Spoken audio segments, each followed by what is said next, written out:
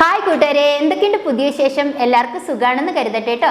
ഇന്നത്തെ നമ്മുടെ പുതിയ റെസിപ്പിയിലേക്ക് നിങ്ങൾക്ക് എല്ലാവർക്കും സ്വാഗതം. കഴിഞ്ഞ ദിവസം നമ്മൾ ഉണ്ട ബിസ്ക്കറ്റ് എങ്ങനെയാണ് ഉണ്ടാക്കുന്നതെന്ന് കണ്ടു, പിന്നെ കൊള്ളി ബിസ്ക്കറ്റ് എങ്ങനെയാണ് ഉണ്ടാക്കുന്നതെന്ന് കാണിച്ചു തന്നു. ഇന്ന് നമ്മൾ ഉണ്ടാക്കാൻ പോകുന്നത് പലക ബിസ്ക്കറ്റ്, ബേക്കറി സ്റ്റൈൽ പലക ബിസ്ക്കറ്റ്. ഇതൊക്കെ മധുരം കുറഞ്ഞിട്ടുള്ള ഒരു ഐറ്റമാണ്. മധുരം കഴിക്കാൻ ഇഷ്ടപ്പെടാത്തവർക്കും കഴിക്കാൻ പറ്റാത്തവർക്കും ഒക്കെ കഴിക്കാൻ പറ്റുന്ന നല്ലൊരു ബേക്കറി പലഹാരമാണ്. നമ്മൾ ഈ പലക ബിസ്ക്കറ്റിൻ്റെ ഒരു ലോങ് വീഡിയോ ഇതിന് മുമ്പ് അപ്ലോഡ് ചെയ്തിട്ടുണ്ടായിരുന്നു. അത് ഞാൻ പ്രൊഡക്ഷൻ യൂണിറ്റിൽ എങ്ങനെയാണ് ഉണ്ടാക്കുന്നതെന്ന് കാണിച്ചു തരുമോ ചേച്ചി എന്ന് ചോദിച്ചപ്പോൾ അതിൻ്റെ ഒരു വീഡിയോ ഇട്ടതാണ്. അത് വ്യക്തമായിട്ട് കാര്യങ്ങൾ പറഞ്ഞിട്ടുണ്ടായിരുന്നില്ല. ഇന്ന് നമ്മൾ വ്യക്തമായിട്ട് എങ്ങനെയാണ് നല്ലൊരു പലക ബിസ്ക്കറ്റ്, ബേക്കറി സ്റ്റൈൽ പലക ബിസ്ക്കറ്റ് ഉണ്ടാക്കുന്നതെന്ന് ചേച്ചി കാണിച്ചു തരാം.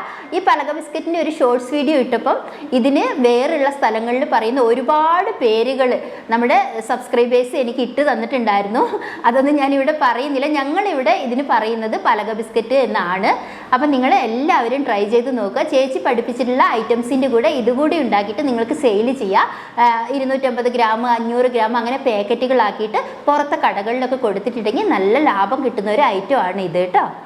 പിന്നെ നമ്മുടെ ബേക്കിംഗ് ക്ലാസ്സിൻ്റെ നെക്സ്റ്റ് ബാച്ച് ഈ ജൂൺ 1-ാം തീയതിയാണ് തുടങ്ങുന്നത്. നമ്മൾ ഒരു ബാച്ചിലേക്ക് 100 പേരെയാണ് ചേർക്കുന്നത്.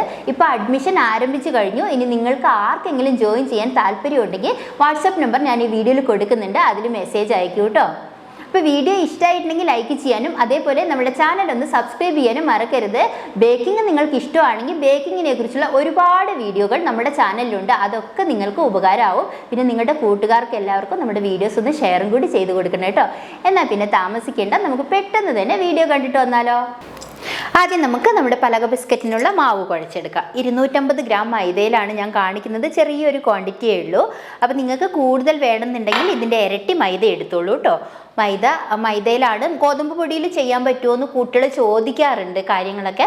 ഗോതമ്പ് പൊടിയിൽ ചെയ്തിട്ടുണ്ടെങ്കിൽ നന്നായിട്ട് പൊന്തി വരത്തില്ല. അത് എന്താണെങ്കിൽ ബണ്ണാണെങ്കിൽ റൊട്ടി ആണെങ്കിലും ഒക്കെ അങ്ങനെ തന്നെയാണ്. അപ്പോൾ ഇത് മൈദയിലാണ് നമ്മൾ ചെയ്യുന്നത്. അപ്പോൾ 250 ഗ്രാം മൈദ ഇട്ടിട്ടുണ്ട്. ഒരു 35 ഗ്രാം പഞ്ചസാര. മധുരം കുറച്ച് മതി കേട്ടോ, ഒത്തിരി മധുരം വേണ്ട. പിന്നെ നമുക്ക് ഈസ്റ്റാണ് ഇടേണ്ടത്. 250 ഗ്രാമിന് 2.5 ഗ്രാം ആണ് കേട്ടോ. 2.5 ഗ്രാം ഈസ്റ്റ് ഇടുമ്പം ഇൻസ്റ്റൻറ്റ് ഡ്രൈ ഈസ്റ്റ് തന്നെ ഇടുക. പഴക്കമുള്ള ഈസ്റ്റ് ഇടരുത്. ഇട്ടിട്ടുണ്ടെങ്കിൽ നന്നായിട്ട് കിട്ടത്തില്ല. അതെല്ലാം ശ്രദ്ധിച്ചിട്ട് വേണം ചെയ്യാൻ വേണ്ടിയിട്ട് കേട്ടോ. ഈസ്റ്റ് നമ്മൾ ഇട്ടു. ഈസ്റ്റ് ഇട്ടിട്ട് പൊടിയിൽ ഇതേപോലെ ഒന്ന് മിക്സാക്കി കൊടുത്തോളൂ കേട്ടോ. പിന്നെ ഉപ്പും 2.5 ഗ്രാം തന്നെയാണ് ഇടേണ്ടത്. ഉപ്പിട്ടിട്ടുണ്ട്. പിന്നെ നമുക്ക് കസ്റ്റർഡ് പൗഡർ വേണമെന്ന് വെച്ചാൽ ഇടാം. കസ്റ്റർഡ് പൗഡറും മിൽക്ക് പൗഡറും ഒക്കെ ചേർത്തിട്ടുണ്ടെങ്കിൽ നല്ല ടേസ്റ്റ് ഉണ്ടാവും. ഇനി നിങ്ങളുടെ കയ്യിൽ അതൊന്നും ഇല്ലയെന്നുണ്ടെങ്കിൽ നിങ്ങൾക്ക് ഇടണമെന്നില്ല. 1 ടേബിൾ സ്പൂൺ കസ്റ്റർഡ് പൗഡർ ഞാൻ ചേർക്കുന്നുണ്ട് കേട്ടോ. ഒരു നല്ല കളറൊക്കെ കിട്ടും. പിന്നെ മിൽക്ക് പൗഡർ വേണമെങ്കിൽ ചേർക്കുക, പാലിൽ വേണമെങ്കിൽ കുഴയ്ക്കുക, അതൊക്കെ നിങ്ങളുടെ ഇഷ്ടമാണ്. നമ്മളിപ്പോൾ സാധാരണ വെള്ളത്തിലാണ് കുഴയ്ക്കാൻ പോണത്. ഇനി നമ്മൾ ഇതിലേക്ക് ഒരു ടീസ്പൂണൊക്കെ ബട്ടർ അല്ലെങ്കിൽ ഓയിലാണെങ്കിലും മതി, എന്തെങ്കിലും ഒന്ന് ഇട്ട് കൊടുക്കുക. അത് മാവൊന്ന് ഇളകി കിട്ടാൻ വേണ്ടിയിട്ടാണ് ഞാനത് ഇതിലേക്ക് ചേർത്തിട്ടുണ്ട്. അപ്പം നമ്മൾ എന്തൊക്കെ ഇട്ടു? മൈദ ഇട്ടു, പഞ്ചസാര ഇട്ടു, ഈസ്റ്റ് ഇട്ടു, ഉപ്പിട്ടു, പിന്നെ കസ്റ്റർഡ് പൗഡർ ഇട്ടു, കുറച്ച് ബട്ടറും കൂടി ചേർത്തു. ഇനി നമുക്ക് വെള്ളം ഒഴിക്കാം. വെള്ളം ഒഴിക്കുമ്പം നമ്മൾ 125 ml വെള്ളം ഞാൻ എടുത്തിട്ടുണ്ട്. പക്ഷെ ഒരു 100 ml വെള്ളമൊക്കെ മതിയാവും ഇത് കുഴയ്ക്കാനായിട്ട്. എല്ലാം കൂടി മിക്സ് ആക്കിയിട്ട് നന്നായിട്ട് വെള്ളം ഒഴിച്ചിട്ട് കുഴയ്ക്കാം കേട്ടോ. കുറേശ്ശെ വെള്ളം ഒഴിച്ച് നോക്കുക, മൊത്തത്തിൽ ഒഴിക്കേണ്ട. നന്നായിട്ട് കുഴയ്ക്കണം. നന്നായിട്ട് കുഴയ്ക്കണം എന്ന് പറഞ്ഞാൽ ഒരു അരമണിക്കൂറൊക്കെ നന്നായിട്ട് കുഴയ്ക്കണം. ഞാൻ എല്ലാ വീഡിയോയിലും അത് പറയാറുണ്ട്. നന്നായിട്ട് കുഴച്ചാൽ മാത്രമേ ഇതൊക്കെ കറക്റ്റായിട്ട് നമുക്ക് കിട്ടത്തുള്ളൂ. അപ്പം എല്ലാവർക്കും പറയും കൈകൊണ്ട് കുഴയ്ക്കാൻ പറ്റത്തില്ല ചേച്ചി, കൈവേദന എടുക്കുന്നു, അങ്ങനെയൊക്കെയാണ് നമ്മുടെ കൂട്ടുകാർ പറയാറുള്ളത്. കൈകൊണ്ടൊക്കെ ചെയ്യണം എന്നാണ് ചേച്ചി പറയുക. എന്താണെന്ന് വെച്ചാൽ കൈകൊണ്ടൊക്കെ കുഴച്ചിട്ടുണ്ടെങ്കിൽ നമുക്ക് നല്ലൊരു എക്സസൈസാണ്. അപ്പോൾ കുഴയ്ക്കാനൊക്കെ മടി തോന്നുവാണെങ്കിൽ നമ്മൾ ഇയർഫോണൊക്കെ വെച്ച് നല്ലൊരു പാട്ടൊക്കെ വെച്ചിട്ട് നല്ല സ്റ്റൈലിൽ അങ്ങ് കുഴച്ചെടുത്താൽ അറിയേ ഇല്ല ഇത് കുഴയുന്നത്. അങ്ങനെയൊക്കെ കുഴച്ചെടുക്കുക കേട്ടോ. അപ്പം ഞാൻ മുഴുവനായിട്ടും കുഴയ്ക്കുന്നത് കാണിക്കുന്നില്ല. നന്നായിട്ട് കുഴച്ചെടുക്കട്ടെ, എന്നിട്ട് ഞാൻ കാണിച്ചു തരാം. അപ്പം നല്ലതായിട്ട് കുഴയ്ക്കുക. അരമണിക്കൂർ തന്നെ കുഴയ്ക്കണം കേട്ടോ. അപ്പോൾ ഇതാ നമ്മുടെ മാവൊക്കെ നന്നായിട്ട് കുഴച്ചിട്ട് ഒരു 10 മിനിറ്റ് റെസ്റ്റ് ചെയ്യാനും കൂടി വെച്ചു. ഇപ്പോൾ മാവൊക്കെ നന്നായിട്ട് ഇളകിയിട്ടിട്ട് ഇനി നമുക്ക് ഇത് ഷേപ്പാക്കാം. അപ്പം നമ്മൾ ഏത് മോൾഡിലാണോ ഷേപ്പാക്കി ഇടുന്നത് ആ മോൾഡിൽ നന്നായിട്ട് എല്ലാ ഭാഗത്തും ബട്ടറോ അല്ലെങ്കിൽ ഡാൽഡയോ എന്തെങ്കിലും തേച്ച് കൊടുക്കണം, അല്ലെങ്കിൽ ഇത് പറ്റി പിടിക്കും കേട്ടോ. അത് ഞാൻ എപ്പോഴും പറയാറുണ്ടല്ലോ.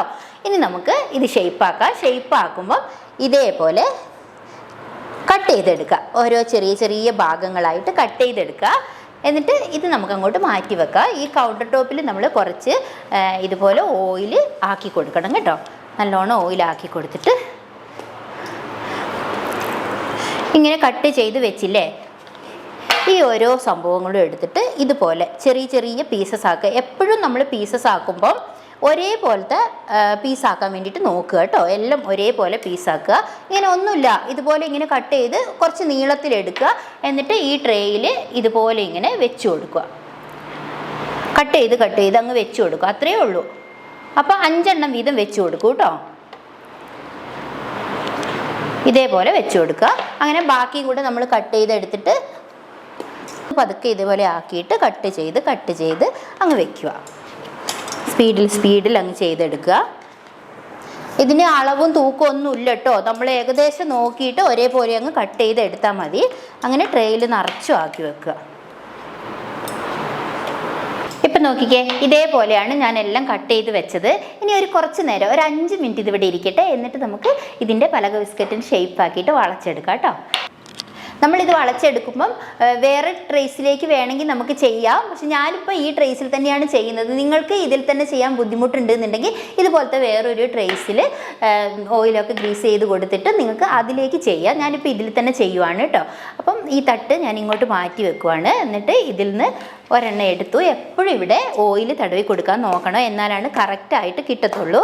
ഓയിൽ നന്നായിട്ട് പുരട്ടി കൊടുത്തതിന് ശേഷം ഓരോ പീസസും എടുത്തിട്ട് ഇതുപോലെ ചെറുതായിട്ട് വളച്ചെടുക്കുക. അപ്പം നമ്മുടെ ഈ മാവ് കുറേ നേരം കുഴച്ച് വെച്ചിട്ട് കുറേ നേരം വൈകിന്നിരിക്കട്ടെ, നമ്മൾ ഇതുപോലെ വളയ്ക്കാൻ വേണ്ടിയിട്ട്.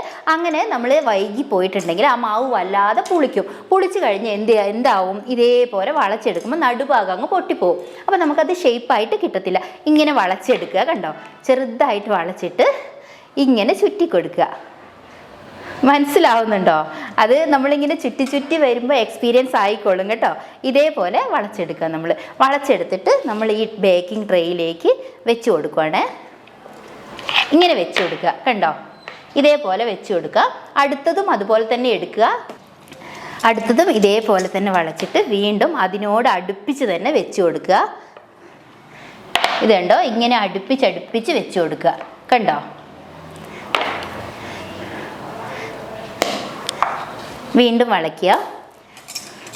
നമ്മൾ ആദ്യമൊക്കെ ഈ പലക ബിസ്ക്കറ്റ് കാണുമ്പം എന്നോടും കുറേ പേര് ചോദിച്ചിട്ടുണ്ട്, ഇത് അച്ചിലാണോ ഉണ്ടാക്കുന്നതെന്ന്. അപ്പം ഞാനും വിചാരിച്ചിട്ടുണ്ടായിരുന്നു ആദ്യമൊക്കെ ഇത് അച്ചിലാണ് ഉണ്ടാക്കുന്നതെന്ന്. നമ്മുടെ ചെറുപ്പത്തിലൊക്കെ അച്ഛൻ എപ്പോഴും വാങ്ങിയിട്ട് വരും. ഞങ്ങളുടെ മാനന്തവാടിയിൽ ഒരു കമാലിയ ബേക്കറി എന്ന് പറഞ്ഞിട്ടൊരു ബേക്കറി ഉണ്ടായിരുന്നു. അവിടെ നിന്ന് എപ്പോഴും പലക ബിസ്ക്കറ്റ് വാങ്ങിക്കൊണ്ട് വരും. എല്ലാ ഷോപ്പിലൊന്നും അത് കിട്ടത്തില്ല. പണ്ട് കാലങ്ങളിലൊക്കെ ഉണ്ടാക്കുന്ന ഒരു ബേക്കറി പലഹാരമാണ് ഇത്. ഇപ്പോൾ അധികം ബേക്കറികളിലൊന്നും കാണുന്നില്ല. ഈ പലക ബിസ്ക്കറ്റ് എപ്പോൾ ഉണ്ടാക്കുമ്പോഴും ഞാൻ എൻ്റെ അച്ഛനെ ഓർക്കും കേട്ടോ. എന്താ വെച്ചാൽ എൻ്റെ അച്ഛനൊരു കൂലിപ്പണിക്കാരനായിരുന്നു. അതുകൊണ്ട് തന്നെ വലിയ വിലയുടെ ബേക്കറി പലഹാരമൊന്നും ഞങ്ങൾ ചെറുപ്പത്തിൽ കഴിച്ചിട്ടേ ഇല്ല. പിന്നെ ഒത്തിരി പഠിക്കണമെന്നും അതേപോലെ തന്നെ പാട്ട് പഠിക്കണമെന്നും ഡാൻസ് പഠിക്കണമെന്നും ഒക്കെ ഒരുപാട് ആഗ്രഹങ്ങളുള്ള ഒരാളായിരുന്നു ഞാനും. എന്നാൽ അച്ഛൻ്റെ ആ കൂലിപ്പണി എടുത്ത് കിട്ടുന്ന കാശ് കൊണ്ട് അതിനൊന്നും തികഞ്ഞില്ല. ഞങ്ങൾക്ക് 3 നേരവും ഭക്ഷണം വയറ് നിറച്ച് വാങ്ങി തരുമായിരുന്നു. അത് തന്നെ വലിയ കാര്യമായിട്ടാണ് ഞാൻ കരുതിയിട്ടുള്ളത്. അതുകൊണ്ട് തന്നെ അച്ഛനോട് ഞാൻ ഒരാഗ്രഹവും പറഞ്ഞിട്ടുമില്ല. വീഡിയോ ചെയ്യുമ്പോഴേ ഒരുപാടൊന്നും സംസാരിക്കരുതെന്ന് കഴിഞ്ഞ ദിവസം ഒരു കമൻറ്റ് വന്നിട്ടുണ്ടായിരുന്നു. സംസാരിക്കാതെ ഇങ്ങനെ നിന്നിട്ട് വീഡിയോ ചെയ്യാൻ എനിക്ക് സത്യത്തിൽ അറിയില്ല കേട്ടോ. അപ്പം ഞാൻ സംസാരിക്കുന്നത് ഇഷ്ടമല്ല വെച്ചാൽ നിങ്ങൾ സ്കിപ്പ് ചെയ്തിട്ട് പോയിക്കോളൂ, ഇഷ്ടമുള്ളവർ കേട്ടോളൂ കേട്ടോ. അപ്പോൾ ഇതേപോലെ നമ്മൾ വളച്ചെടുക്കുക. അടുപ്പിച്ച് വെച്ച് കൊടുക്കണം. അടുപ്പിച്ച് വെച്ച് കൊടുക്കുമ്പോൾ ഇതിങ്ങനെ കുറച്ച് നേരം പൊന്തി വരും. കുറച്ചും കൂടി കഴിയുമ്പോൾ അപ്പോൾ എല്ലാം ടച്ചായിട്ട് നല്ല ഭംഗിയുണ്ടാവും കാണാനായിട്ട്. ഒരു ഷീറ്റായിട്ടാണ് നമ്മളിത് കിട്ടുന്നത്. അപ്പോൾ അത് ഷീറ്റ് അതേപോലെ തന്നെ എടുത്ത് നമ്മളിങ്ങനെ എണ്ണയൊക്കെ തേച്ച് അടുക്കി വെക്കും. അപ്പോൾ അത് കസ്റ്റമറിനൊക്കെ കാണുമ്പോൾ നല്ല ഇഷ്ടമായിരിക്കും. അങ്ങനെയാണ് അവർ വാങ്ങിയിട്ട് പോകുന്നത്. അപ്പോൾ ഇത് നമ്മൾ 160 രൂപയ്ക്കൊക്കെയാണ് ഇവിടെ കിലോയ്ക്ക് കൊടുക്കുന്നത്. എല്ലായിടത്തും എത്രയാണെന്ന് എനിക്ക് അറിയത്തില്ല. ഇവിടെ അടുത്ത ബേക്കറികളിലൊന്നും അങ്ങനെ ഇതിവിടെ ഉണ്ടാക്കുന്നില്ല ഇപ്പം. അപ്പം ഇതാ പലക ബിസ്ക്കറ്റൊക്കെ നല്ല ഷീറ്റായിട്ട് റെഡിയാക്കി വെച്ചിട്ടുണ്ട്. ഞങ്ങൾ പലക ബിസ്ക്കറ്റ് വളയ്ക്കുക എന്നാണ് പറയുക. അതൊരു നാടൻ ബേക്കറിക്കാരുടെ ഭാഷയാണ്. ഇതിന് വലിയ വലിയ പേരുകളൊക്കെ പറഞ്ഞ് കമൻറ്റ് ചെയ്ത് കളിയാക്കുന്നവരും പരിഹസിക്കുന്നവരും ഒക്കെ ഉണ്ടാവും. പക്ഷേ എനിക്ക് ഇങ്ങനെയാണ് പറയാൻ അറിയത്തുള്ളൂ. അപ്പം നമ്മൾ ഇത് ഇനി റെസ്റ്റ് ചെയ്യാനായിട്ട് വെക്കുവാണ്. എത്ര നേരം വെക്കണം? ഒരു അരമണിക്കൂർ റെസ്റ്റ് ചെയ്യാൻ വെക്കുക. അപ്പം നല്ലതായിട്ട് പൊന്തി വരും. എന്നിട്ടാണ് നമ്മൾ ബേക്ക് ചെയ്യുക. ബേക്ക് ചെയ്യുമ്പോൾ നമ്മൾ എങ്ങനെ ചെയ്യണം എന്നറിയാം. അരമണിക്കൂർ കഴിഞ്ഞതിന് ശേഷം നമുക്ക് ബേക്ക് ചെയ്യാം. ബേക്ക് ചെയ്യുമ്പോൾ നമ്മൾ ചെയ്യേണ്ടത് 180 ഡിഗ്രിയിൽ 10 മിനിറ്റ് ഓവൻ പ്രീ ഹീറ്റ് ആക്കുക. അതിനുശേഷം നമ്മൾ ടൈം വെച്ച് കൊടുക്കേണ്ടത് പ്രീ ഹീറ്റ് ആയിക്കഴിഞ്ഞതിന് ശേഷം ഇത് വെച്ച് കൊടുക്കുക. എന്നിട്ട് ടൈം വെച്ച് കൊടുക്കേണ്ടത് 20 മുതൽ 25 മിനിറ്റ് വരെയാണ്. 25 മിനിറ്റ് ആകുമ്പോഴേക്കും ഇത് നല്ലതായിട്ട് ബേക്കായിട്ട് നല്ല കളറായിട്ട് വരും കേട്ടോ. അപ്പോൾ ഇതാ ഞാൻ പറഞ്ഞ സമയം കൊണ്ട് തന്നെ നമ്മുടെ പലക ബിസ്ക്കറ്റ് ശരിക്കും വെന്തിട്ടുണ്ട്. ഇനി ഇത് ഇറക്കി വെച്ചിട്ട് നല്ല ചൂടോടുകൂടി കുറച്ച് ബട്ടർ നന്നായിട്ട് ഇതിൻ്റെ മുകളിലൊക്കെ പുരട്ടി കൊടുക്കുക. എന്നിട്ട് ഇതിങ്ങനെ മറച്ചിടുമ്പോൾ പൊട്ടിപ്പോവാതെ പതുക്കെ മറച്ചിടുക കേട്ടോ. പൊട്ടിപ്പോവരുത്. ഇങ്ങനെ ഷീറ്റോടെയാണ് നമ്മളിത് വിൽക്കുന്നത്, അതുകൊണ്ട് തന്നെ പൊട്ടിപ്പോവരുത്. മാവ് കറക്റ്റ് ആയിട്ടില്ല, പുളിച്ചു പോയി, അങ്ങനെയുള്ള അവസരങ്ങളിലൊക്കെ ഇത് പൊട്ടിപ്പോവും ശരിക്കും.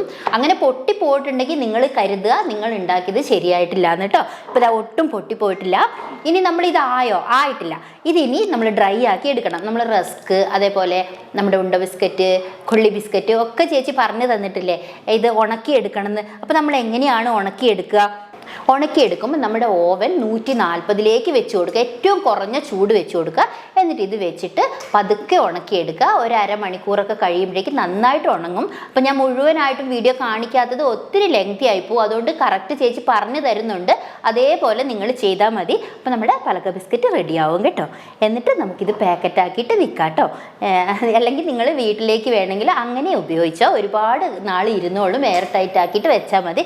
കേടൊന്നും ആവത്തില്ല കേട്ടോ. അപ്പോൾ എല്ലാവരും വേഗം തന്നെ ഉണ്ടാക്കി നോക്കിക്കോ.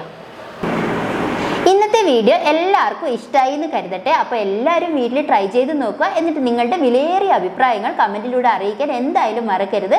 അടുത്തൊരു നല്ല റെസിപ്പി ആയിട്ട് ചേച്ചി ഉടനെ വരാം. അതുവരേക്കും എല്ലാവരും സന്തോഷമായിരിക്കുക. വീഡിയോ കണ്ട എൻ്റെ എല്ലാ കൂട്ടുകാർക്കും ഒത്തിരി നന്ദി.